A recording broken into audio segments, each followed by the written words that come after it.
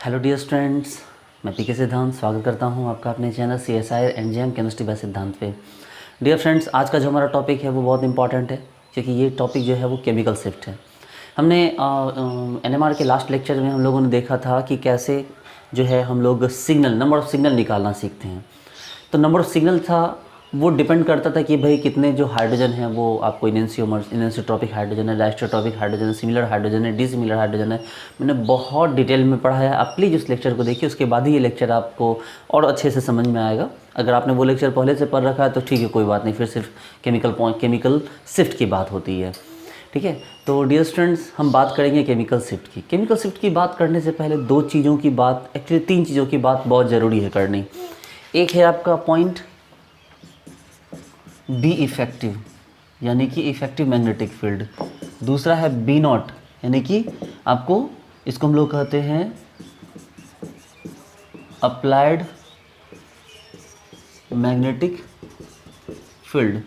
और तीसरा है बी आई, यानी कि इंड्यूस्ड मैग्नेटिक फील्ड। देखिए बच्चे लोग, मेरे हर एक लेक्चर के छोड़ दीजिए, मेरे हर एक मिनट का जो हिसाब होता है ना, उस पर रिसर्च छिपा होता है। ठीक है, मैं विदाउट लॉजिक कोई बात नहीं करता, मैं कोई भी बात कभी नहीं बोलता कि भाई इसको रट जाओ, याद कर जाओ। इसलिए आप ना पूरा लेक्चर देखा करो। मेरे हर एक लेक्चर के हर एक पार्ट में ना बहुत सारा रिसर्च छिपा हुआ है। एक एक लेक्चर पे कई कई दिनों की मेहनत होती है, कई कई महीनों की मेहनत होती है, और साथ में ऐड होता है मेरा कई सालों का एक्सपीरियंस। ठीक है, इसलिए आपने बहुत रिलैक्स होकर मेरे लेक्चर देखा करो, क्योंकि मुझे कभी नहीं लगता ना कि मैं सिर्फ लेक्चर देने के लिए लेक्चर देता हूँ। मुझे हमेशा लगता है ना कि मैं जो मेरा रूटीन है, जो मेरे लाइफ का रूटीन है, वो है पढ़ाना। ठीक है, जैसे आप सुबह उठते हैं, खाते हैं, पीते हैं, सोते हैं, ब्रश करते हैं, वैसे ही मेरा एक रूटीन है पढ़ाना। ठीक है, ये मेरी लाइफ का पार्ट है, इसलिए आप इसको बहुत सीरियसली लो। ठीक है, तो चलिए, हमने बोला कि भाई यहाँ तीन चीज़ें, बी इफेक्टिव, बी अप्लाइड और बी इंड्यूस्ड। इन तीनों के फंडा को समझो कि यहाँ पर ये तीनों का क्या पॉइंट है, यानी क्या पॉइंट यहाँ पर रखा गया है। देखिए, ये जैसे कि एक मैग्नेट है आपका। ठीक है, ये एक मैग्नेट है आपका। इस मैग्नेट के बीच में आपने इसको रखा, एक प्रोटॉन को रखा। आपको पता है कि जैसे आप उस प्रोटॉन को रखोगे, ये पता है कि ये प्रोटॉन आपने रखा, अभी मान लो ये डीजेनरेट है, लेकिन जैसे आप उस प्रोटॉन को रखोगे और इस मैग्नेट को एक्टिव करोगे, क्या करोगे, इस मैग्नेट को, दाएं बाएं वाले मैग्नेट को एक्टिव करोगे। जैसे ही मैग्नेट को एक्टिव करोगे, ये अलाइन कर देगा। आपको पता है इसका ये साइड नॉर्थ है, इसका ये साइड साउथ है। नॉर्थ नॉर्थ में झटका मारेगा, साउथ साउथ में रिपल्सन होगा, north north repulsion, south south repulsion, और फाइनली ये क्या हो जाएगा बच्चे लोग, फाइनली ये इस तरह गोल घूम जाएगा। ये देखिए, यानी ये रहा नॉर्थ, ये रहा साउथ, इधर भी रहा नॉर्थ, इधर भी रहा साउथ। देखिए, नॉर्थ साउथ, नॉर्थ साउथ। तो ये अपने स्टेबल स्टेट में चला गया। ये क्या हो गया, इसका लो पोटेंशियल स्टेट है, जिस स्टेट में ये चला गया, और ये गोल गोल घूम रहा है। अब इसमें क्या करते हैं, आपको पता है कि इसके साथ हम लोग क्या करते हैं, IR टॉर्च यूज करते हैं। ठीक है, हम लोग क्या करते हैं, IR टॉर्च यूज़ करते हैं। आपको मैंने पहले बता रखा है, IR टॉर्च जब इसको यूज़ करते हैं तो इसको हम लोग क्या करते हैं, इसकी लाइट ऑन करते हैं। वो हमें दिखता नहीं है, और ये एक सर्टेन एनर्जी लेकर क्या करता है, आपको पता होना चाहिए बच्चे लोग, ये सर्टेन एनर्जी लेके क्या करता है, ये घूम जाता है इस तरह, ये ऐसे हो जाता है। देखिए, north north, north south and north and south. ये देखिए, मतलब ये अभी अपने कहाँ चला गया, तो ये अपने हायर एनर्जी स्टेट में चला गया। और जैसे ही टॉर्च को ऑफ करेंगे बच्चे लोग, जैसे ही टॉर्च को ऑफ करेंगे, ये वापस से गोल घूम के क्या हो जाएगा, यहाँ आ जाएगा। देखिए बच्चे लोग, मेरी बात समझिए। सपोज दैट कि मान लीजिए एक छोटा बच्चा है, ठीक है, वो पढ़ना नहीं चाह रहा है, उसको कॉमिक्स पढ़ने का मन है। और क्या हुआ कि उसके घर पे उसके पापा आए, उसको जोर से डांटा कि अरे नालायक, तू कॉमिक्स पढ़ रहा है, पढ़ाई करनी चाहिए, तो कॉमिक्स क्यों पढ़ रहा है। और बच्चे ने क्या किया, उसके पापा के डर से उसने कॉमिक्स अंदर डाली और बुक निकाल के वो पढ़ने लगा। ठीक है, तो जब तक उसके पापा उसके सामने तब तक तो वो बुक पढ़ रहा है, लेकिन जैसे उसके पापा वहाँ से खिसकेंगे, वो क्या करेगा, बुक को साइड रखेगा और कॉमिक्स को निकाल के वापस से पढ़ना स्टार्ट कर देगा। बस यही वाली बात है। IR टॉर्च के प्रेजेंस में क्या कर रहा है, जो IR टॉर्च के प्रेजेंस में ये नॉर्मल था, लेकिन जैसे ही IR टॉर्च ऑन किया, इसको एनर्जी मिल रही है, क्या हो गया, गोल घूम गया, ये उल्टा चला गया। मतलब ये कॉमिक्स पढ़ते हुए स्टेबल था, लेकिन ज़बरदस्ती पापा के प्रेशर में इसको बुक पढ़ना पड़ रहा है, जो कि स्टेबल नहीं है। और अब जाके जैसे ही पापा का इफेक्ट खत्म होगा, ये वापस से क्या हो जाएगा, कॉमिक्स पे आ जाएगा। ये बात तो आप बहुत पहले से समझ चुके हैं। अब इस बात को भी समझिए आप कि जब यहाँ पर ये इस तरह का हो रहा है, ठीक है। तो इसका अपना एक जो मैग्नेटिक फील्ड काम कर रहा है, अपना एक जो मैग्नेटिक फील्ड काम कर रहा है, उसको हम लोग कहते हैं बी इंड्यूस्ड। जो इसका मैग्नेटिक फील्ड काम कर रहा है वो क्या कर रहा है, जिसका खुद का मैग्नेटिक फील्ड है। अब भाई वो गोल गोल घूम रहा है तो आपको तो पता है कि वो एक मैग्नेटिक फील्ड क्रिएट करेगा, खुद का मैग्नेटिक फील्ड क्रिएट करेगा। तो क्या हो जाएगा, वो कहलाएगा बी इंड्यूस्ड। देखिए वो क्या कहलाएगा, वो कहलाएगा बी इंड्यूस्ड। और बाहर से हम एक जो है हम एक मैग्नेट फील्ड अप्लाई कर रहे हैं, जिसको हम लोग क्या बोलते हैं, बी नॉट। हम बाहर से एक फील्ड अप्लाई कर रहे हैं, वो क्या होता है, तो वो होता है आपको बी नॉट। ये देखिए हम एक बाहर से एक फील्ड अप्लाई कर रहे हैं। अब सपोज कीजिए कि ये बाहर से मैग्नेट फील्ड हमने एक अप्लाई किया, ठीक है। अब मान लीजिए उसके सपोज कीजिए कि उसके पापा उसके सामने आके बैठ गए, ठीक है। अब उसके पापा उसके सामने आके बैठ गए, देख रहे हैं कि मेरा बेटवा क्या कर रहा है, तो वो देख रहे हैं कि बेटा जो है कॉमिक्स पढ़ रहा है। तो उन्होंने लगाई 2 थप्पड़ बेटे को।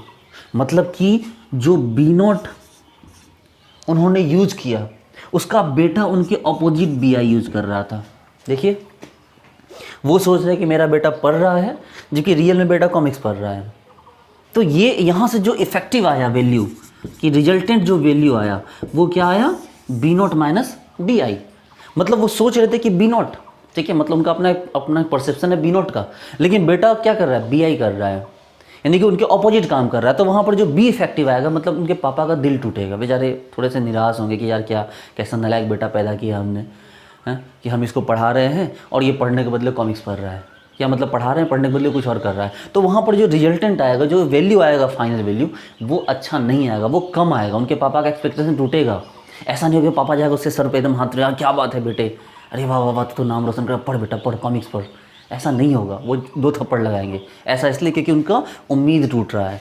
लेकिन वहीं पर अगर ऐसा हो कि उसके पापा के आने से वो तुरंत जो है वो कॉमिक्स छोड़ के बुक पढ़ रहा है, तो उसके पापा ने देखा, अरे वाह क्या बात है, मेरा बेटा तो कॉमिक्स नहीं पढ़ रहा, मेरा बेटा तो किताब पढ़ रहा है। और फिर वो लगे सपने सजाने, वाह वाह वाह मेरा बेटा डॉक्टर बनेगा, मेरा बेटा इंजीनियर बनेगा, मेरा बेटा IAS ऑफिसर बनेगा। मतलब अब जो बी इफेक्टिव का वैल्यू है वो क्या हो गया, वो ऐड हो गया।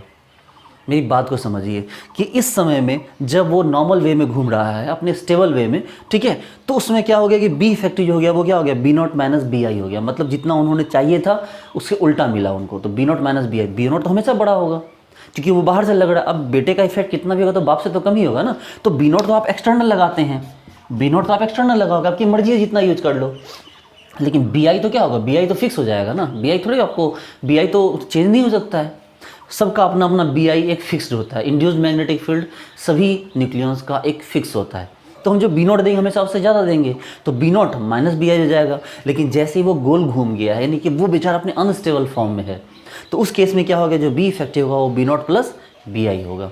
ठीक है, आई बात समझ में। चलिए तो बात पहले इस बात को नोट कर लीजिए, उसके बाद हम लोग आगे बढ़ते। देखिए ये 2 सिचुएशन थी, लोग समझते नहीं है या भूल जाते हैं बार बार कि B nought minus B I कब होगा, B nought plus B I कब होगा। तो B nought minus B I तब होगा जब वो क्या हो गया, सिस्टम के अलाइन है, और B nought plus B I तब होगा वो जब क्या हो गया, जब सिस्टम के अपोजिट यानी अनस्टेबल फॉर्म में है। इसका मतलब में ज़्यादातर केस में ये वैल्यू यूज करना है, इसका हमारे लिए ज़्यादा इंपॉर्टेंस नहीं है। ठीक है, क्योंकि भाई हम बात करते हैं उसके स्टेबल फॉर्म की, जो गोल गोल घूम रहा है, तो उस समय हमें क्या करना है, हमें इसको यूज करना है, ना कि इसको। ज़्यादातर केस में ये यूज होगा। चलिए पहले नोट कर लीजिए इस बात को।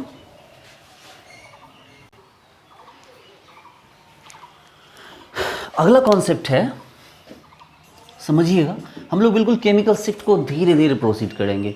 हम लोग इतने आराम से धीरे धीरे पढ़ेंगे ना कि केमिकल शिफ्ट की एक एक बात समझ में आने लगेगी हम लोग को। चिंता मत कीजिए, केमिकल शिफ्ट में आपको ऐसे तोड़ दूंगा ना कि ऐसे आप NMR सिग्नल बनाओगे ना, यूँ सपने में भी ना आप NMR सिग्नल ही बनाओगे। ठीक है, टेंशन मत लो। और यूँ NMR को तो ऐसे फूकोगे तो ऐसा NMR उड़ जाएगा ना कि बिल्कुल आपको पता भी नहीं चलेगा कि यार NMR था या क्लास 9-10 की कोई ज्योमेट्री थी। ठीक है, तो टेंशन ना लो, ट्रस्ट करो मेरे पे। अब हम बात करते हैं सील्डेड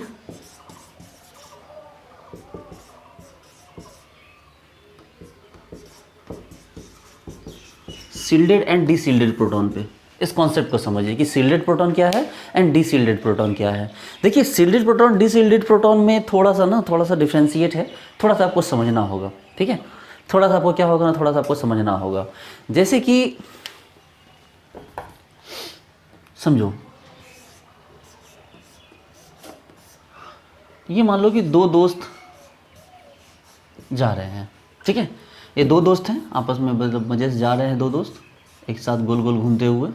ठीक है, अब ये 2 दोस्त जो है गोल गोल घूमते हुए ऐसे आराम से चले चले जा रहे हैं। ठीक है, कोई प्रॉब्लम नहीं है।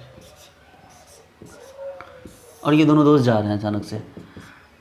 अब जब ये दोनों दोस्त जा रहे हैं तो इधर से क्या होता है कि इधर से एक ऐसा फ्रेंड आ जाता है जिसको पैसे मांगने की बहुत बुरी आदत है। ठीक है, एक ऐसा फ्रेंड आ जाता है जिसको पैसे मांगने की बहुत बुरी आदत है। ठीक है, तो ये जो है ना, ये बिल्कुल घुटनों में बैठ के ये से पैसे मांगने लगा। यार बोला कि यार थोड़े पैसे दे दो, मुझे बहुत ज़रूरत है। ठीक है ना, गर्लफ्रेंड को मतलब ठीक है, फ्रेंड को जो है गोलगप्पे खिलाने हैं, तो ये पैसे मांगने लगा। तो अब जो सामने आया, अब ये उसी से पैसे मांगने लगा। ठीक है, अब जो सामने आया ये क्या करने लगा, उसी से पैसे मांगने लगा। तो ये वाला बोला ठीक है यार तुम देख लो क्या करना है। तो ये बोला नहीं यार, पैसे मेरे से मांग रहा, तुमको भी पैसे पुट करना होगा। तो अब ये होगा कि चूंकि ये इसके सामने है और क्या कर चुका है, इसके पैर पकड़ चुका है कि भैया दे दो पैसे, तो इसको क्या करना है, इसको देना पड़ रहा है। इसको इसने क्या किया, इसको पैसे दे दिए। अब इसने इसको दिया, लेकिन इस पर भी असर आया, इस पर भी असर आया। हाँ, इस पर ज़्यादा इफेक्ट आया और इस पर थोड़ा सा कम इफेक्ट आया, क्योंकि डायरेक्टली इसने इससे पैसे मांगे थे, लेकिन इसके पैसे मैनेज करने के लिए इसको भी खर्च करना पड़ गया। तो कहने का मतलब ये है कि सपोज दैट हमारे पास एक कंपाउंड है CH3CH2Cl। अब आपको इंडक्टिव इफेक्ट याद होगा कि क्लोरीन इंडक्टिव इफेक्ट लगाता है, Cl पे माइनस होगा तो सबसे ज़्यादा CH2 पे ही प्लस आएगा। लेकिन इस CH2 के इलेक्ट्रोनेगेटिव का कैरेक्टर हो जाने से, क्योंकि इससे क्लोरीन जुड़ गया, उस पर भी इलेक्ट्रोनेगेटिव कैरेक्टर आ गया, तो ये अब इससे इलेक्ट्रॉन खींचेगा थोड़ा सा, लेकिन आपको पता है कि यहाँ ज़्यादा इलेक्ट्रॉन खींचा जाएगा, जबकि यहाँ से कम इलेक्ट्रॉन खींचा जाएगा। तो हम यहाँ पर प्लस डेल डेल कर देते। तो बच्चे लोग, प्लस डेल डेल का मतलब प्लस डेल से बड़ा नहीं होता है। जो प्लस डेल डेल हुआ वो छोटा हुआ। देखिए, जो प्लस डेल डेल हुआ वो छोटा हुआ, जबकि प्लस डेल क्या हुआ आपको, बड़ा हुआ। आपको इंडक्टिव इफेक्ट याद होगा ना, CH3 CH2 Cl, मान लो कि इस तरह से है, तो इसने इससे खींचा तो क्या हुआ, इस पर प्लस चार्ज आया। अब इसने इससे खींचा तो यहाँ पर प्लस चार्ज आया। अब इसने इससे खींचा तो यहाँ पर क्या हुआ, और छोटा प्लस चार्ज आया। हाँ, इसके बाद अब प्लस चार्ज नहीं आएगा। 3 पोजीशन तक इंडक्टिव इफेक्ट काम करता है। ये बात आप लोग 11th-12th में पढ़ चुके हैं। ठीक है, तो कहने का मतलब ये है कि इस क्लोरीन ने इस CH2 से खींचा डायरेक्टली इलेक्ट्रॉन। अब जब इस पर इलेक्ट्रॉन खींचा तो इसका जो था इलेक्ट्रॉन जो था, इसका जो इलेक्ट्रोनिगेटिविटी था वो आपको बढ़ गया, मतलब इसके पास जो इलेक्ट्रॉन था वो घट गया है। ठीक है, इलेक्ट्रॉन बहुत ज़्यादा घट गया है, जबकि इसके पास जो इलेक्ट्रॉन था वो उतना नहीं घटा है, क्योंकि उस पर उतना ज़्यादा इफेक्ट नहीं पड़ा है। अरे बात समझ में कि ये जो है Cl जो है, इसने इससे खींचा तो इसका इलेक्ट्रॉन घट गया, लेकिन ये इसने खींच रहा है तो क्या हो गया, इसका जो इलेक्ट्रॉन है उतना ज़्यादा तेज़ी से नहीं घटा। अरे बात समझ में, तो ये इंडक्टिव इफेक्ट है। अब इस चक्कर में एक जो बात यहाँ पर क्लियर होती है बच्चे लोग, वो ये है कि जब इससे इलेक्ट्रॉन खींचा, ठीक है, जब इससे इलेक्ट्रॉन खींच लिया तो इसके पास जो इलेक्ट्रॉन का अमाउंट था वो घट गया। जब इलेक्ट्रॉन का अमाउंट घट गया तो इसके पास जो Bi है, मतलब खुद का इंड्यूस्ड मैग्नेटिक फील्ड है। मेरी बात को गौर से समझिए, जब इसके पास इलेक्ट्रॉन ही कम पड़ गया तो इसका जो खुद का मैग्नेटिक फील्ड क्रिएट करने का जो पावर था Bi, वो भी तो घट गया। जबकि इसका जो था, इससे इलेक्ट्रॉन कम खींचा गया है तो इसका इंड्यूस्ड मैग्नेटिक थोड़ा सा कम घटा है। ठीक है, मेरी बात को गौर से समझिए। 2 एटम है, 1 2, इससे इलेक्ट्रॉन ज़्यादा खींच लिया गया इससे इलेक्ट्रॉन ज़्यादा। तो भाई जब इसमें इलेक्ट्रॉन ही कम है, इसका इलेक्ट्रॉन ही आगे की तरफ शिफ्ट हो गया है, तो उसमें जो है आपको मतलब मैग्नेटिक फील्ड क्रिएट कैसे होगा। फिर इसके पास चार्ज ही घट गया, इसका जो इंड्यूस्ड मैग्नेटिक फील्ड है वही क्या हो गया आपको, वही इसका कम हो रहा है। जब इंड्यूस्ड मैग्नेटिक फील्ड कम होगा तो इंड्यूस्ड मैग्नेटिक फील्ड कम होगा तो आपको तो पता है कि B effective is equal to B0 minus Bi। और चूंकि Bi बहुत कम हो गया, देखिए Bi बहुत कम हो गया, इसलिए इसका जो B इफेक्टिव है वो क्या हो गया, बहुत ज़्यादा हो गया। ठीक है, देखिए समझिए बात को कि चूंकि इसका Bi बहुत ही कम हो चुका है, Bi कम हो चुका है, तो B इफेक्टिव क्या हो जाएगा, बढ़ जाएगा। लेकिन इसमें देखिए कि इसकी अगर B इफेक्टिव की बात करेंगे तो B0 माइनस Bi, यहाँ Bi बहुत कम नहीं हुआ है, और अगर Bi बहुत कम नहीं हुआ है तो B इफेक्टिव उतना ज़्यादा नहीं बढ़ पाएगा, थोड़ा सा बढ़ेगा लेकिन उतना ज़्यादा नहीं बढ़ेगा। या यूँ बोलिए कि यहाँ Bi क्या हो गया, आपको अधिक हो गया, तो B इफेक्टिव क्या हो गया, आपका कम हो गया। मेरी बात को चलिए तो एक बार फिर से समझ लीजिए। जैसे कि हमारे पास एक कंपाउंड है CH3CH2X, ठीक है, इस X ने क्या किया, इलेक्ट्रॉन खींचा तो इस पर प्लस आया, और इस पर क्या हो गया, थोड़ा छोटा प्लस आया। ये जैसे ही आपने इससे इलेक्ट्रॉन खींचा, इसका इलेक्ट्रॉन घट गया, तो भैया इंड्यूस्ड घट गया इसका मैग्नेटिक फील्ड। लेकिन इससे कम खींचा गया तो इसका इंड्यूस्ड मैग्नेटिक फील्ड अभी ज़्यादा है। तो हम बात करेंगे बी इफेक्टिव की, तो B nought minus B I, चूँकि बी आई क्या हो चुका है, बहुत ज़्यादा घट चुका है, इसलिए बी इफेक्टिव क्या आएगा, ऑटोमेटिकली बड़ा आ जाएगा। लेकिन यहाँ बी आई क्या है, बड़ा है, तो अगर बी आई बड़ा है तो बी इफेक्टिव का value B nought minus B I, चूँकि बी आई बड़ा है इसलिए ज़्यादा वैल्यू कट गया, तो बी इफेक्टिव का वैल्यू क्या हो गया, आपको घट गया। ठीक है, इस बात को याद रखिए। अब और आगे समझिए, ठीक है, कि यहाँ पर डीसिल्डिंग सिल्डिंग को एक मेरे कॉन्सेप्ट से समझ लीजिए आप, कि मेरे जो लैंग्वेज है उसमें डीसिल्डिंग का क्या मतलब है, सिल्डिंग का क्या मतलब है। सपोज कि देखिए दो लोग कहीं जा रहे थे, ठीक है, सपोज कि दो नहीं 3 लोग कहीं जा रहे थे।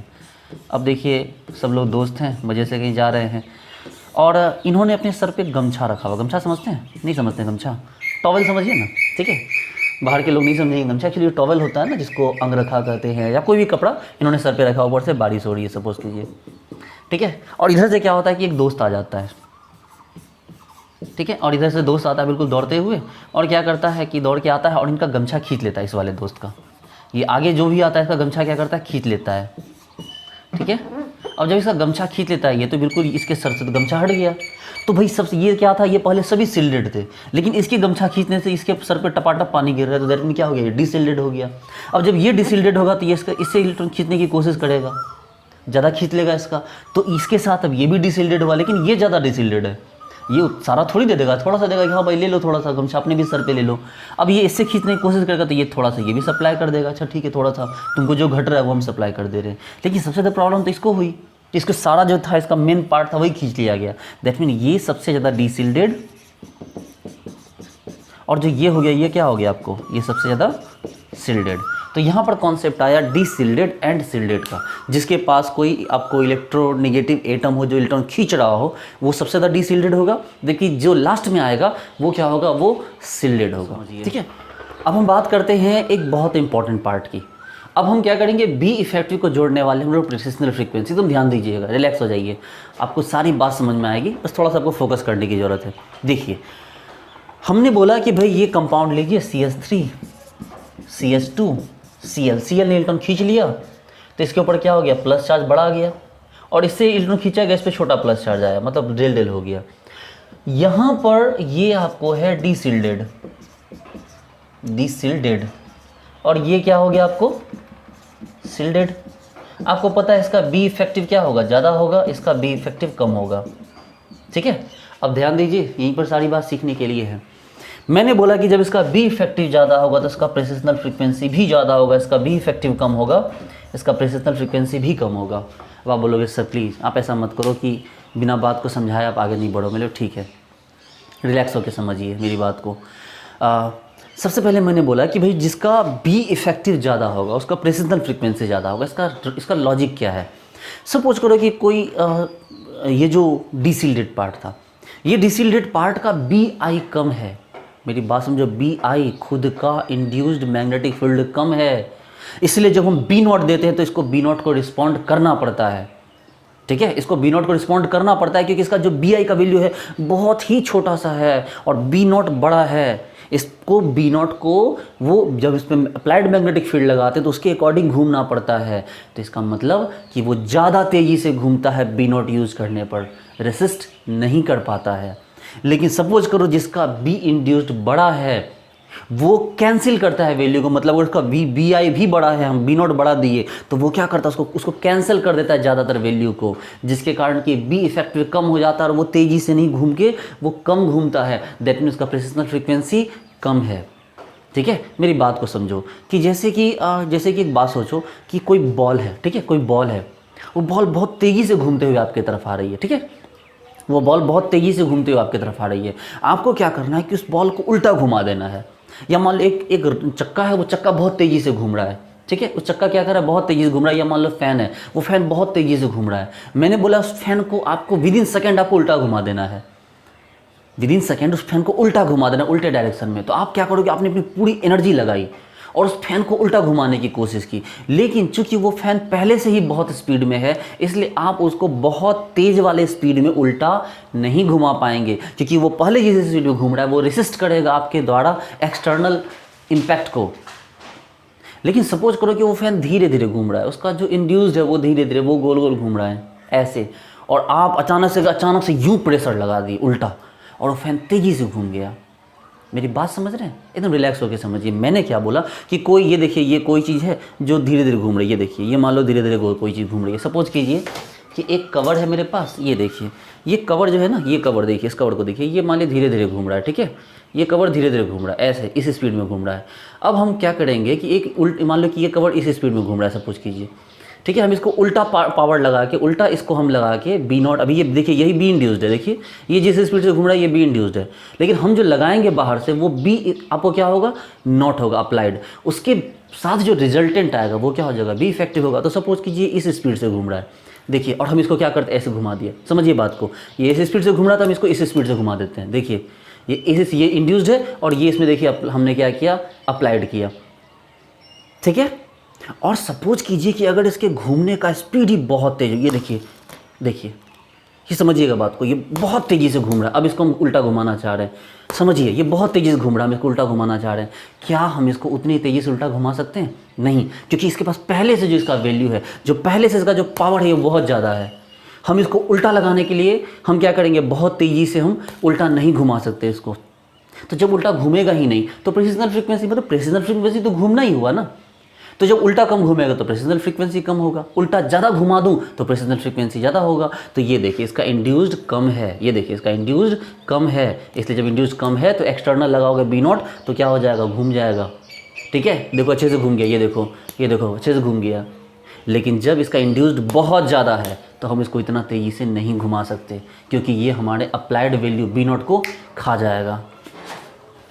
तो कहने का मतलब ये हुआ कि अगर आपका बी इफेक्टिव ज़्यादा है, इसका मतलब इफेक्ट ज़्यादा पड़ रहा है, तो वो घूम भी ज़्यादा रहा है आपके अकॉर्डिंग बी नॉट लगाने के बाद, तो प्रेसिजनल फ्रीक्वेंसी ज़्यादा होगा। लेकिन अगर उसका बी इफेक्टिव कम है, मतलब उसका इंड्यूस्ड ही क्या कर रहा है, बी नॉट को खा जा रहा है, तो आपका इम्पैक्ट बहुत कम होगा और प्रेसिजनल फ्रीक्वेंसी क्या होगी, बहुत ही कम होगी। आई बात समझ में? देखिए मैं कोशिश करता हूँ आपको समझाने की, नहीं समझ में आता तो एक बार फिर से लेक्चर को रिपीट करके देख लीजिए। चलिए ठीक है, पहले नोट कीजिए इसको।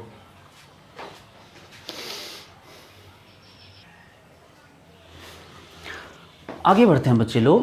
उम्मीद करता हूँ कि आपको सील्डिंग डीसील्डिंग का कॉन्सेप्ट समझ में आया होगा, ठीक है। उससे पहले एक एग्जांपल देख लेते हैं। देखिए CH3 CH CH3 CH2 CH2 Cl। देखिए ये सबसे ज़्यादा सील्डेड नहीं है, सबसे ज़्यादा डीसील्डेड है ये, इसकी प्रेसिजनल फ्रीक्वेंसी सबसे ज़्यादा, ठीक है। उसके बाद प्रेसिजनल फ्रीक्वेंसी इसका नंबर आएगा, फिर इसका प्रेसिजनल फ्रीक्वेंसी और कम हो जाएगा, इसका प्रेसिजनल फ्रीक्वेंसी, इन दोनों का एक जैसे है ना, तो प्रेसिजनल फ्रीक्वेंसी और ज़्यादा कम हो जाएगी, ठीक है। तो चलिए ध्यान रखिएगा, आगे बात करेंगे इस पर हम लोग, जब केमिकल शिफ्ट देखेंगे तो इस पर आएंगे हम लोग। अब देखिए हम लोग यहाँ से आगे बढ़ते हैं। हम लोग ये सारा कुछ हम इसलिए पढ़ रहे हैं कि केमिकल शिफ्ट को हम अच्छे से पढ़ सकें, ठीक है। ये सारा खेल इसलिए हो रहा है कि हम केमिकल शिफ्ट को पढ़ सकें। अब यहाँ पर एक टर्म आ रहा है बच्चे लोग, वो है रिप्रेजेंटेशन ऑफ केमिकल शिफ्ट। एकदम आराम से देखिए, रिप्रेजेंट ऑफ केमिकल शिफ्ट जो होता है वो किया जाता है TMS के द्वारा। TMS कौन होता है, टेट्रा मिथाइल सिलेन, यानी कि SiCH3 CH3 CH3 CH3। अब आप बोलोगे सर ये क्या है TMS टेट्रा मिथाइल सिलेन, क्या इसका यूज है, इसको आपको समझना है। तो देखिए बच्चे लोग, जो TMS है टेट्रा मिथाइल सिलेन, इसका इम्पॉर्टेंट बहुत ज़्यादा होता है, ठीक है। इसका जो है ना बहुत ज़्यादा इम्पॉर्टेंस होता है।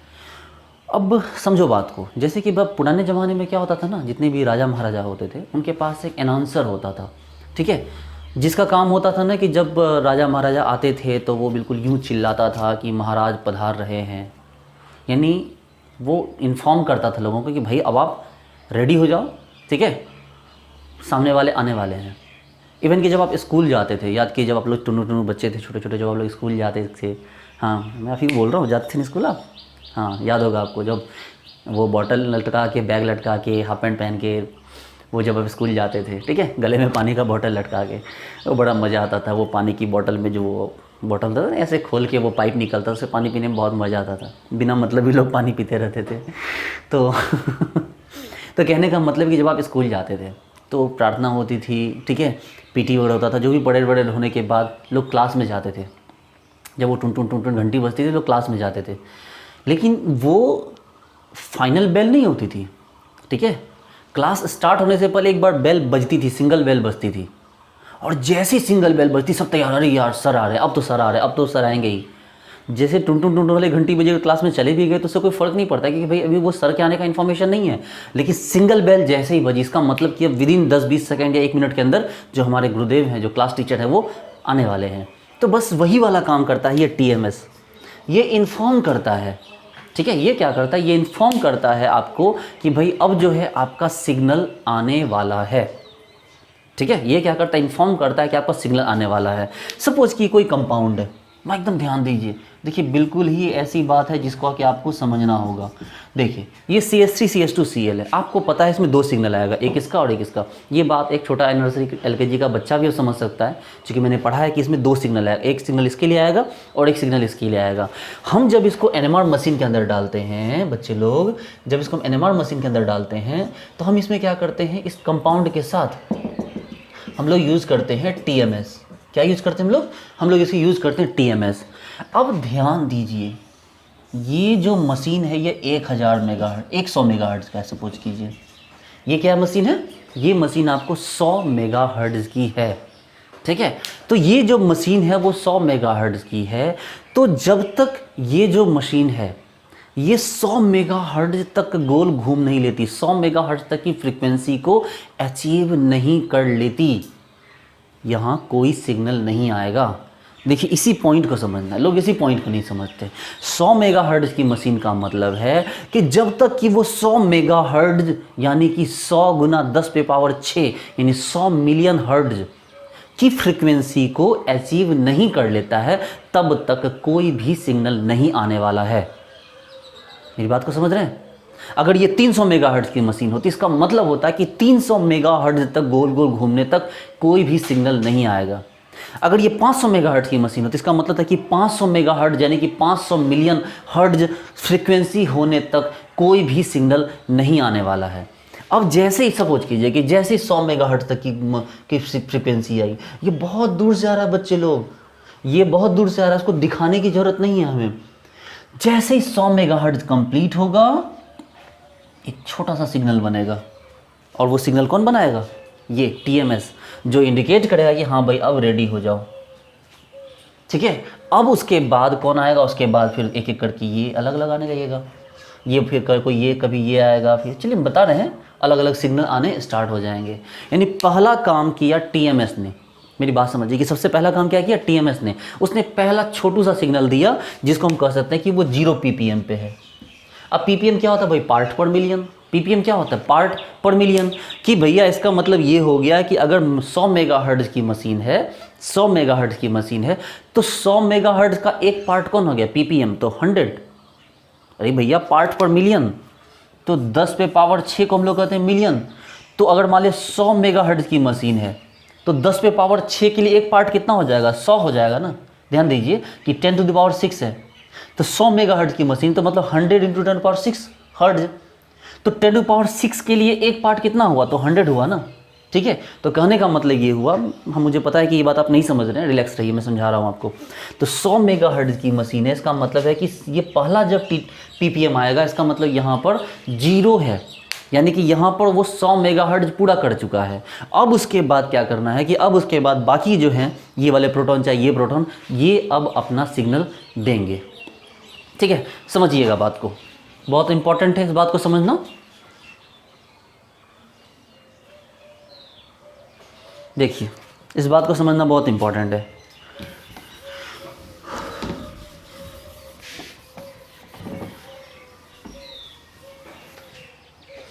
सपोज कीजिए कि आपको अपने कॉलेज जाना है, सपोज कीजिए कि कहाँ जाना है आपको अपने कॉलेज जाना है, ठीक है। तो कोई बंदा का जो घर है, ये मान लो कॉलेज है, ठीक है, ये कॉलेज है। इस कॉलेज से किसी बंदे का घर जो है वो 10 किलोमीटर दूर है, किसी बंदे का घर 1 किलोमीटर दूर है, और किसी बंदे का घर 100 किलोमीटर दूर है। समझो बात को। किसी बंदे का घर 10 किलोमीटर है, किसी बंदे का घर 1 किलोमीटर, किसी बंदे का घर 100 किलोमीटर है। कॉलेज स्टार्ट होता 10:30 से, ठीक है, कॉलेज स्टार्ट होता 10:30 से। इसका मतलब ये है कि 10:30 बजे तक, 10:30 बजे तक आपको कॉलेज के गेट के अंदर एंट्री ले लेनी है, अगर मान लो स्ट्रिक्ट कॉलेज, हालांकि हमारे यहाँ के कॉलेज ऐसे नहीं होते और ना हो कोई फ़र्क नहीं पड़ता, लेकिन अगर मान लीजिए ऐसे ढंग के कॉलेज हैं कि जहाँ पर आपको 10:30 बजे एंट्री लेनी है, इसका मतलब चाहे कोई 10 किलोमीटर से आए, चाहे कोई 1 किलोमीटर से आए, चाहे कोई 100 किलोमीटर से आए, उसको एंट्री ले लेना होता है गेट के अंदर 10:30 बजे तक। ठीक है, तो इससे पहले भाई तुम 1 किलोमीटर से पैदल चल के आ रहे हो, 10 किलोमीटर से पैदल चल के आ रहे हो, 100 किलोमीटर से पैदल चल के आ रहे हो, कॉलेज वालों को क्या फ़र्क पड़ता है भाई? कोई फ़र्क पड़ता है क्या? कोई फ़र्क नहीं पड़ता है। आपको 10:30 बजे कॉलेज में एंट्री लेनी है, मतलब एंट्री लेनी है, वो आपका 0 पॉइंट हो गया। हर एक शहर में एक जगह होती है 0 माइल, सही ना, हर एक शहर होती है जहाँ पर एक जगह होती है 0 माइल, कि जहाँ से वो शहर स्टार्ट होता है। आप कितनी दूर से आ रहे हो कोई फ़र्क नहीं पड़ता, उस शहर में एंट्री कब की आपने, 0 माइल पे जब पहुँचे उस शहर में आपने एंट्री कर ली। तो कहने का मतलब ये है कि 0 TMS ये शो करता है। इसका मतलब है कि आप अगर 100 मेगाहर्ट्ज़ से आ रहे हो, ठीक है, आपकी मशीन जो है वो 100 मेगाहर्ट्ज़ की है, तो आपको इस 0 TMS तक पहुंचने के लिए पहले 100 मेगाहर्ट्ज़ को आपको कंप्लीट करना होगा। अगर ये मशीन 100 मेगाहर्ट्ज़ की है तो इसका मतलब है कि यहाँ ये 0 पॉइंट तक पहुंचने के लिए आप 100 मेगाहर्ट्ज़ की फ्रीक्वेंसी को अचीव कर चुके हैं। मतलब आपका जो है पर सेकेंड जो है 100 मेगाहर्ट्ज़ की फ्रीक्वेंसी से घुमा जा रहा है। अगर आपने 200 मेगाहर्ट्ज़ की मशीन यूज़ की, इसका मतलब वो 200 मेगाहर्ट्ज़ तक कंप्लीट होना चाहिए। 300 मेगाहर्ट्ज़ की मशीन यूज़ कर रहे हैं, इसका मतलब कि ये 0 पॉइंट पे वो 300 मेगाहर्ट्ज़ तक हो जाना चाहिए। मतलब कि वो प्रति सेकेंड 300 मिलियन टाइम गोल गोल घूमना चाहिए, तभी जाके वो यहाँ 0 TMS पे पहुँच पाएगा। उसके बाद PPM का खेल शुरू होगा। उसके बाद क्या होगा? PPM का खेल शुरू होगा। अगर ये 100 मेगाहर्ट्ज़ की मशीन है तो 100 हर्ट्ज़ पे 1 PPM होगा। अगर ये 300 मेगाहर्ट्ज़ की मशीन है तो 300 हर्ट्ज़ पे पहला PPM आएगा। अगर वो 500 मेगाहर्ट्ज़ की मशीन है तो 500 PPM पे, मतलब 500 हर्ट्ज़ पे पहला PPM आएगा।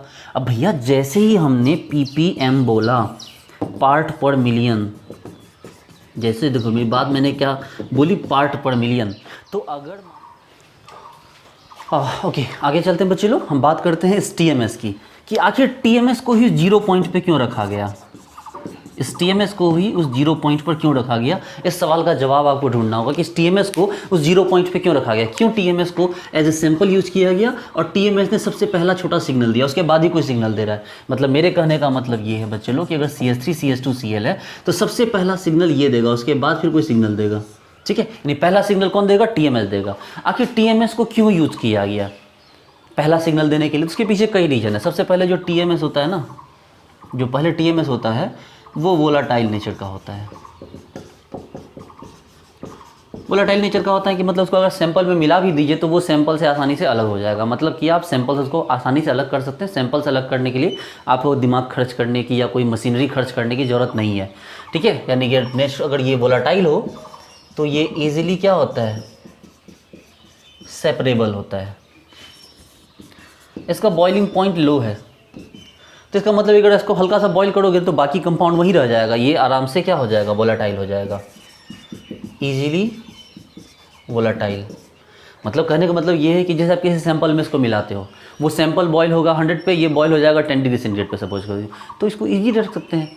थोड़ा सा भी हीट होगा, थोड़ा सा भी बाहर लाओगे, ये उड़ के क्या हो जाएगा? आपका सेपरेट हो जाएगा। इसका एक फ़ायदा तो ये होगा कि आपको TMS बर्बाद नहीं होगा, और दूसरा फ़ायदा ये होगा कि आपका जो सैंपल है, जो आपका सैंपल है वो सैंपल भी बर्बाद नहीं होगा।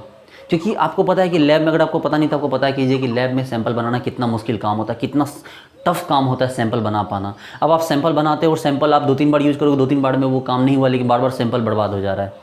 अगर मान लो सैंपल बर्बाद हो गया, मान लो सैंपल में TMS मिल जाता, सैंपल किसी काम का नहीं रहता, तो फिर एक सैंपल को आप एक ही बार यूज़ कर पाते। और यहाँ एक एक सैंपल बनाने में 50-50 हज़ार लाखों रुपए खर्च हो जाते हैं स्टार्टिंग में, क्योंकि मास प्रोडक्शन तो होता नहीं है। तो आपका पैसे वेस्ट हो जाएंगे, आपका इस एफर्ट वेस्ट हो जाएगा। इसके लिए ज़रूरी है कि आप ऐसा मतलब सॉल्वेंट यूज़ कीजिए जो आराम से क्या हो सके, उससे अलग हो सके। तो वोलाटाइल नेचर है, इजीली सेपरेबल, क्योंकि इसका बॉइलिंग पॉइंट क्या होता है? बहुत कम होता है। जो थोड़ा सा बॉईल करोगे हल्का सा, वो आपका सैंपल इजेक्ट हो जाएगा, और जो आपका ये जो कंपाउंड है जिसको आप टेस्ट कर रहे हो, वो कंपाउंड वहीं का वहीं रह जाएगा। तीसरा पॉइंट है कि इसके अंदर जो सिलिकॉन है, गौर से देखिए, तीसरा पॉइंट ये है 3, 3, 6, 3, 9, 3, 12 हाइड्रोजन एक्टिव है इसके अंदर। 12 हाइड्रोजन एक्टिव होने का मतलब ये है कि भाई 12 हाइड्रोजन, 12 हाइड्रोजन, आपको पता होना चाहिए कि जितने हाइड्रोजन होंगे एक टाइप के, सिग्नल उतना बड़ा होगा।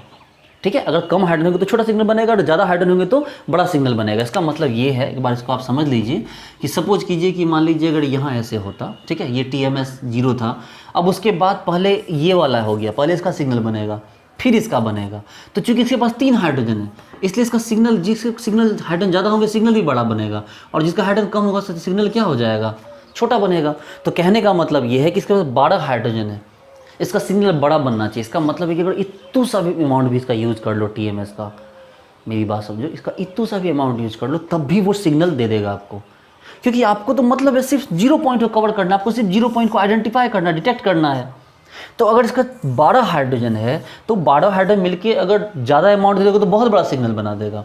तो इसका इतू सा अमाउंट भी अगर दोगे तब भी वो छोटा सा सिग्नल आपको दे देगा, तब भी वो छोटा सा आपको जो पीक है वो दिखा देगा कि मालिक हम प्रेजेंट हैं यहाँ पर, ठीक है। अरे भाई जिसके पास 12 हाइड्रोजन है उसको थोड़ा सा भी अमाउंट दो वो कुछ ना कुछ शो कर ही देगा। जिसका मतलब ये है कि जो 12 हाइड्रोजन एक्टिव हैं तो ये easily make peak in very few amount, कि अगर अमाउंट को बहुत कम भी रखा जाए तब भी ये क्या करेगा, पीक बना देगा, छोटा सा पीक जरूर बना देगा ये। चौथा पॉइंट है कि इसके अंदर जो सिलिकॉन है वो इलेक्ट्रोपॉजिटिव है। ध्यान दीजिए, इसके अंदर जो सिलिकॉन है वो क्या है, वो इलेक्ट्रोपॉजिटिव है। ये जो सिलिकॉन इलेक्ट्रोपॉजिटिव है, ये इलेक्ट्रोपॉजिटिव होने के कारण ये किसी से इलेक्ट्रॉन खींचता नहीं है। मतलब कि ये जो सिलिकॉन है, ये सिलिकॉन इलेक्ट्रोपॉजिटिव होने के कारण किसी से इलेक्ट्रॉन खींचता नहीं है। और जब खींचेगा नहीं तो इन सभी का क्या हो जाएगा, ये सभी जितने भी वैल्यूज़ होंगे, ये सभी वैल्यू से इलेक्ट्रॉन खींचा नहीं गया तो इन सब का क्या हो जाएगा, जो बी इफेक्टिव होगा वो क्या होगा, वो कम होगा। समझिए बात को, बी इफेक्ट इनफैक्ट कम नहीं होगा बल्कि लिस्ट होगा। देखिए समझिए बात को, मेरे कहने का यह मतलब है कि आपने किसी भी CH3 से इलेक्ट्रॉन नहीं खींचा, तो CH3 से इलेक्ट्रॉन अगर नहीं खींचा तो क्या हो गया, इसको जो बी इंड्यूस्ड हो गया वो ठीक ठाक रह गया, वो घटा नहीं। अगर बी इंड्यूस्ड नहीं घटा तो जो बी इफेक्टिव का वैल्यू क्या हो गया, वो कम रह गया। तो बी इफेक्टिव का वैल्यू कम होगा तभी तो इस साइड आएगा बच्चे लोग, जिसका वैल्यू कम होगा वही ना इस साइड आएगा, लेस प्रेसिशनल फ्रीक्वेंसी। जिसका बी इफेक्टिव का वैल्यू ज़्यादा होगा वो तो इधर चला जाएगा ना, हाई प्रेसिशनल फ्रीक्वेंसी। आपको पता होना चाहिए जब लेफ्ट टू राइट जाते हैं तो प्रेसिशनल फ्रीक्वेंसी का वैल्यू इधर की तरफ बढ़ता है। देखिए ना, इधर की तरफ प्रेसिशनल फ्रीक्वेंसी का वैल्यू क्या होता है, बढ़ता है। तो अगर इसका बी इफेक्टिव कम होगा तो प्रेसिशनल फ्रीक्वेंसी भी तो कम होगा, और अगर बी इफेक्टिव बहुत कम होगा तो प्रेसिशनल फ्रीक्वेंसी बहुत कम होगा, और प्रेसिशनल फ्रीक्वेंसी बहुत कम होगा तो इसको झक मार के क्या करना होगा, स्टार्टिंग में ही आना होगा। हमारी बात समझ में, इसका प्रेसिशनल फ्रीक्वेंसी अगर बहुत कम होगा तो इसको झक मार के इसी साइड में, राइट साइड में इसको थोड़ा सा पॉइंट के लिए आना होगा। तो बच्चे लोग ये 4 इंपॉर्टेंट पॉइंट थे, ठीक है ना। यानी कि हम कह सकते हैं इसका लास्ट पॉइंट क्या था, वेरी लो बी इफेक्टिव, इसीलिए वेरी लो प्रेसिशनल फ्रीक्वेंसी, कि चूंकि इसका बी इफेक्टिव बहुत लो है तो इसका प्रेसिशनल फ्रीक्वेंसी भी बहुत लो होगा, और इसको कहाँ आना होगा, बिल्कुल ही राइट साइड में आना होगा। दैट्स वाई कि हम ये कह सकते हैं कि भाई TMS को हमने क्यों यूज किया। चलिए इसको नोट कीजिए।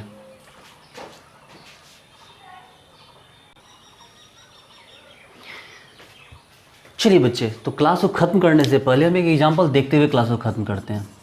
सपोज दैट हमारे पास CH3 CH2 Cl है, ठीक है। आपको पता है ये ज़्यादा डीसिल्डेड है, इसके लिए इसका जो वैल्यू दिया है 2.6 ppm दिया है केमिकल शिफ्ट। हालांकि केमिकल शिफ्ट को हम और डिटेल में बात करेंगे अगली क्लास में। केमिकल शिफ्ट कितना, केमिकल शिफ्ट दिया 2.6 ppm, जबकि इसका कितना दिया है 1.5 ppm। ध्यान रखिएगा, इसका केमिकल शिफ्ट कितना है 1.5 ppm। देखिए बच्चे लोग, आप लोग मेरे बहुत अपने हैं, ठीक है ना। आप लोग सिर्फ स्टूडेंट नहीं है मेरे लिए बिल्कुल आप लोग मेरी फैमिली की तरह हैं। आपके समझने से मुझे बहुत खुशी मिलती है, जब आप समझते हैं किसी चीज़ को, जब आपको बात समझ में आती तो मुझे लगता है ना कि मतलब मेरी ड्यूटी पूरी हो रही है। मतलब मैं बहुत इमोशनल हो जाता हूँ, लगता है मेरी आंखों से आंसू आ जाएंगे जब आप मेरी बात को समझते हो, जब बहुत अच्छा लगता है मुझे। इसलिए मेरा हमेशा से फोकस होता है कि मैं एक तरफ से लेके चलूँ। मेरा कोई बिज़नेस नहीं है ये, ठीक है। मैं ऑलरेडी अपनी जगह पर सेटल हूँ, मैं रिसर्च वर्क करता हूँ, बहुत सारे काम है मेरे पास। पढ़ाना ना सिर्फ मेरी हॉबी है बल्कि ये मेरे DNA में शामिल है, ठीक है। इसलिए आप लोग भी बहुत ध्यान से पढ़िए, इसको बिल्कुल सीरियसली लिया कीजिए। देखिए मैंने क्या बोला कि एक कंपाउंड लिया आपने जिसके पास कि ये है, आपको जो ये वाला वैल्यू है ये ज़्यादा डिसिल्डेड है, इसका वैल्यू 2.6 ppm आ गया। देखिए मम्मी घंटी बजा रही है, पूजा कर रही है और जो CH3 इसका वैल्यू कितना 1.5 ppm आ गया केमिकल शिफ्ट, ठीक है। अब क्या होगा कि इसका देखिए गौर से देखिए, सपोज कीजिए कि ये 100 मेगाहर्ट्ज़ का सिस्टम है, सपोज कीजिए कि ये 100 मेगाहर्ट्ज़ का सिस्टम है। देखिए मैं आपको पीक बनाने नहीं सिखा रहा, उसके अंदर की बात आपको बताने वाला हूँ। ये जो मशीन है ये कितना है, ये 100 मेगाहर्ट्ज़ की मशीन है, ठीक है। तो सबसे पहले मान लो यहाँ पर 0 ppm आ गया। कितना आ गया, 0 ppm, 1 ppm, 2 ppm, 3 ppm, 4 ppm, 5 ppm, 6 ppm, यही है ना, ये ppm वैल्यू है। इसका मतलब ये है कि भाई यहाँ से यहाँ तक, गौर से देखिए, यहाँ से यहाँ तक नहीं दिख रहा है, लेकिन आप यहाँ से यहाँ तक 100 मेगाहर्ट्ज़ तय कर चुके हैं। मतलब कि 100 इंटू 10⁻⁶ हर्ट्ज़ की फ्रीक्वेंसी आपको यहाँ तक आते हुए अचीव हो चुकी है। देखिए यहाँ तक आते आते आपको क्या हो चुकी है, ये वाली जो है 100 इंटू 10⁻⁶ हर्ट्ज़ की जो फ्रीक्वेंसी है वो अचीव कर चुके हैं आप यहाँ से। अब 1 ppm का मतलब हो गया कि 1 ppm का मतलब हो गया कि यहाँ पहुँचते पहुँचते आपने 100 हर्ट्ज़ की स्पीड और अचीव कर ली। यानी यहाँ पर मतलब है कि 10⁻⁶, 100 इंटू 10⁻⁶ और प्लस 100 हर्ट्ज़, देखिए ये वाला आप अचीव कर चुके हैं। 2 ppm का मतलब हो गया कि आप 200 हर्ट्ज़ कंप्लीट कर चुके हैं। मतलब कि 100 इंटू 10⁻⁶ तो आप अचीव यहीं तक कर चुके थे। अब आपको 200 हर्ट्ज़ की फ्रीक्वेंसी और मिल गई। 3 ppm का मतलब हो गया कि 300 हर्ट्ज़, मतलब कि 100 इंटू 10⁻⁶ की फ्रीक्वेंसी तो आप पहले ही अचीव कर चुके थे, आपको 300 हर्ट्ज़ की फ्रीक्वेंसी और बढ़ गई। 4 ppm का मतलब हो गया कि 100 इंटू 10⁻⁶ हर्ट्ज़ तो आप पहले ही अचीव कर चुके थे, यहाँ पहुँचते पहुँचते आपको 400 हर्ट्ज़ की फ्रीक्वेंसी और ऐड हो गई। 5 ppm मतलब कि 500 हर्ट्ज़ का आपको एक्सटर्नली ऐड हो गया। मतलब 100 इंटू 10⁻⁶ तो आप पहले ही ऐड कर चुके थे, अब 500 हर्ट्ज़ आपको और ज़्यादा मिल चुका है। यानी कि जितना ppm होगा उतना ही ये वाला हर्ट्ज़ आपको जोड़ना होगा, क्योंकि ये पार्ट पर मिलियन है। 100 मेगाहर्ट्ज़ का मतलब हो गया कि यानी कि 1 मिलियन में 100 पार्ट।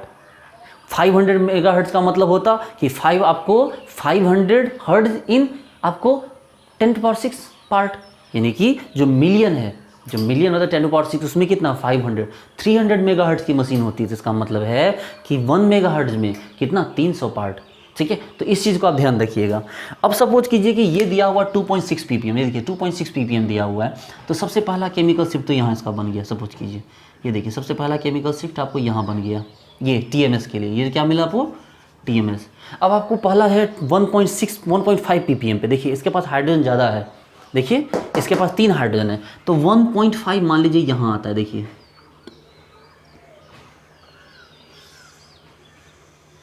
तो देखिए 1.5 यहाँ आया।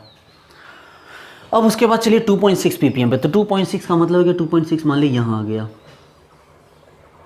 लेकिन इस बार सिग्नल थोड़ा छोटा होगा। क्यों छोटा होगा सिग्नल?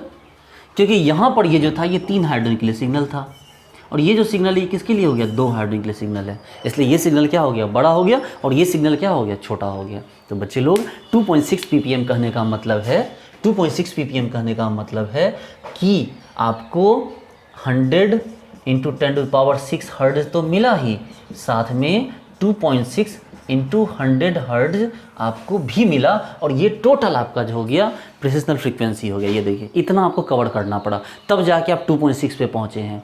1.5 ppm का मतलब हो गया कि 100 इंटू 10⁻⁶ तो आप अचीव कर ही चुके थे, लेकिन इसके साथ 1.5 इंटू 10⁻⁶, 1.5 इंटू 100 मतलब 100 मेगाहर्ट्ज़ का है ना, इतना का आपको और मिला, तब जाके आप क्या हुए, आप यहाँ तक पहुँचे हैं। ये देखिए, और जहाँ तक सिग्नल की हाइट की बात है, जिसके पास ज़्यादा हाइट है उसका हाइट ज़्यादा हुआ, जिसका कम सिग्नल है उसके पास हाइट क्या हो गया, कम हो गया।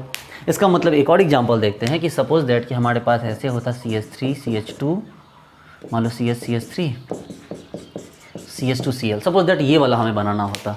हम इसका ppm वैल्यू बाद में डिसाइड करेंगे। ये देखिए इसका सिग्नल कैसे बनता, सबसे पहले तो TMS आता। अब बोलोगे सर यहाँ देखिए सर यहाँ पर कितने हाइड्रोजन है, 2 हाइड्रोजन है, ये तो सबसे दूर जाएगा, फिर ये दूर जाएगा, फिर देखिए सबसे पहले कौन होगा, तो ये सबसे डिसील्डेड है, ये वाला, ये क्या हो गया, सॉरी मैंने उल्टा बोल दिया, एक्चुअली ये सबसे ज़्यादा सील्डेड है, ये बहुत दूर है, तो ये सबसे सील्डेड है, इसका सिग्नल सबसे पहले बनेगा। और कितने हाइड्रोजन है, 6 हाइड्रोजन, ये देखो। उसके बाद 1 हाइड्रोजन, देखो सिग्नल ऐसा बनेगा। उसके बाद जो सबसे डिसील्डेड उसमें 2 हाइड्रोजन है, तो सिग्नल ऐसा बनेगा, ये लो देखिए। इस तरह का सिग्नल, नहीं समझे? ये टीएमएस के लिए आया। उसके बाद जो सबसे ज़्यादा सिल्डेड है, दूर वाला, देखिए जो दूर वाला उसको पहले बनाते हैं ना, क्योंकि वो सिल्डेड है, वो कम प्रेसिजन फ्रीक्वेंसी होगा। पूरी क्लास आप कर चुके हैं, ठीक है। चलिए, तो ये 6 था, यहाँ दे दिया हमने। उसके बाद 1 का नंबर आया तो नीचे दिया। उसके बाद 2 का नंबर आया, ये देखिए, तो हमने इसको यहाँ दे दिया। तो इस तरह से आपको सिग्नल फॉर्मेशन करना है। अगले क्लास में हम लोग टीएमएस को, और टीएमएस तो खैर नहीं, अब केमिकल शिफ्ट को हम लोग और डिटेल में पढ़ने वाले हैं। बच्चे लोग एकदम ध्यान दीजिए। मैं भी इंसान हूँ, कोई मिस्टेक हो सकती है, कोई बहुत बड़ी बात नहीं है। बोलने के दरमियान कैमरे के सामने पढ़ाना एक अलग एक्सपीरियंस होता है। बड़ी सी क्लास को पढ़ाना अलग चीज़ है, लेकिन कैमरे के सामने जहाँ कोई हमें नहीं देख रहा है वहाँ बोलना, वहाँ पढ़ाना एक अलग एक्सपीरियंस होता है। मैं समझता हूँ कि आप इसे रियलाइज़ कर सकते हैं। तो डियर स्टूडेंट्स, आप मेरे साथ बने रहिए। मिलते हैं नेक्स्ट वीडियो में फिर से, और अच्छे से पढ़ेंगे हम लोग। पूरा टॉपिक को हम लोग कवर करेंगे, ठीक है। और इस टॉपिक को तो आप फूकोगे ना तो एनएमआर उड़ के कहाँ जाएगा पता नहीं चलेगा। इसलिए जस्ट रिलैक्स, ठीक है, trust on me. Okay dear students, thank you so much and bye.